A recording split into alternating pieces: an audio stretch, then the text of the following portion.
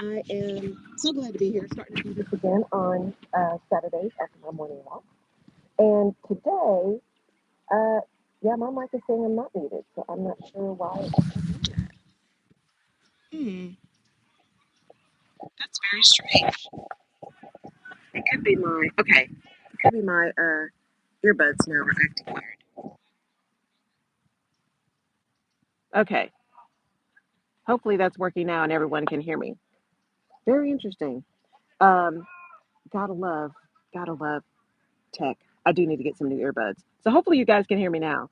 Um, and so I really think that it is an opportunity when you're walking, right? To I always listen to some great podcast or something, and How I Built This with Guy Raz, and it was his interview with the CEO of Netflix.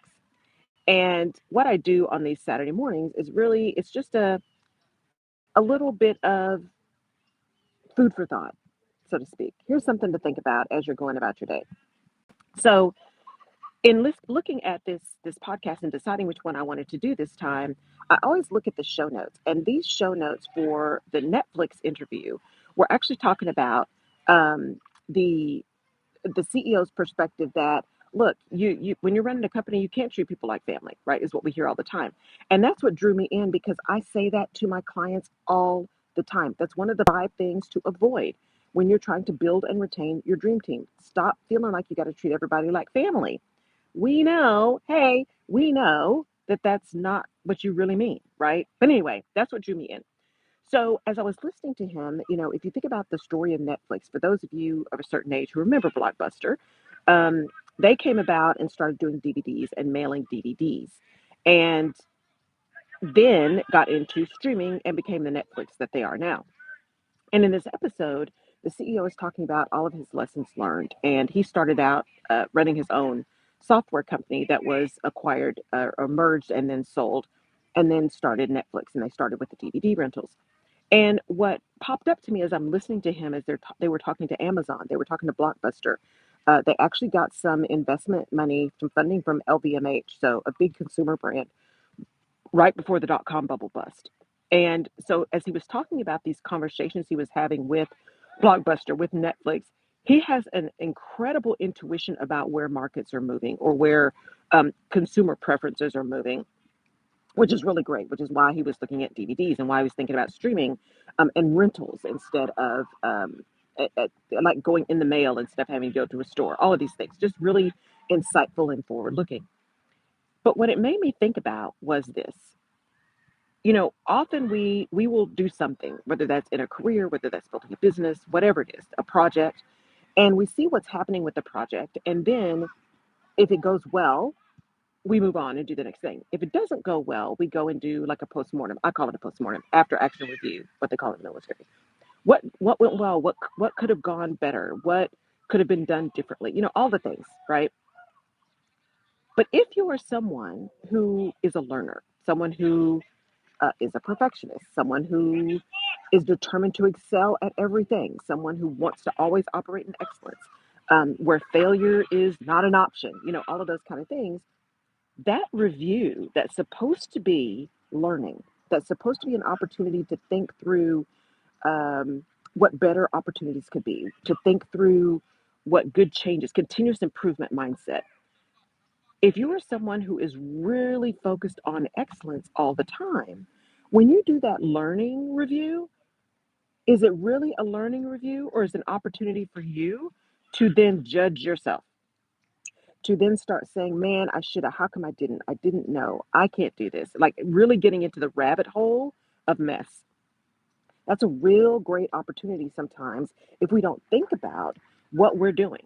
So, for example, you'll notice when I said doing an after action review, what could have gone wrong? What could we have said differently? What could have been a different starting point? All the things. What could have been done differently? What was it about the process that didn't quite land, right? As opposed to saying, what didn't I know? What didn't I see? Why didn't I see that? Why didn't I know that? Why didn't I understand that? Why didn't the team get that? Right? Very much personally focused, as opposed to action that had an impact on the outcome. that, how do we go back and do something really great and know that it's okay to do an after action review that may show up some things that could have been done differently, could have been done better, even something that went really well? How do you go back and look at that and say, how could that have been done just a little bit different, right? As opposed to, how come I didn't do it great the first time?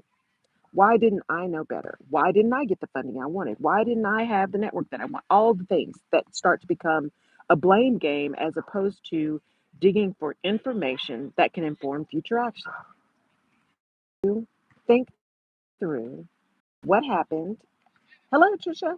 How do you think through what happened, how it happened, why it happened, what might have been done differently, what could a different outcome could be? All of those kind of things, right? How do you go back and look at something objectively as opposed to with judgment so that the next time you start to do it, you can do it really well? All right. That's walking wisdom for today. Hopefully, the last piece of this came through since I had my mic on mute and then my earbuds were not acting appropriately.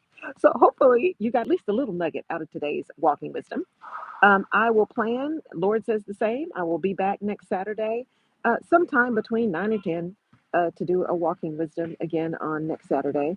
The goal is to show up as many Saturdays as, as allowed, and to just drop a little nugget here and there for you to think about.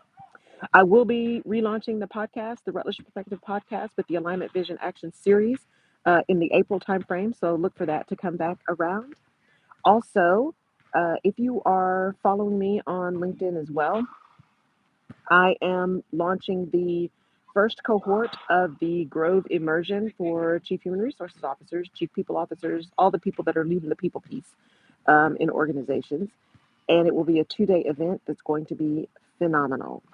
It will be done in Houston, Texas. So if you know someone or someone is looking for something, it's just HR has become the dumping ground. And so it's time to kind of regroup, resettle, re energize, and get back to doing the work that we know we need to do, especially in this age of AI and so much fear and so much uncertainty happening, especially around people. So that's the deal, y'all. Thank you for joining. I apologize for the mic issue early this morning. So I will make sure to pay much more attention to that next Saturday when I do this. So take care. Have a great rest of your weekend. And hopefully we will catch you next Saturday. Bye.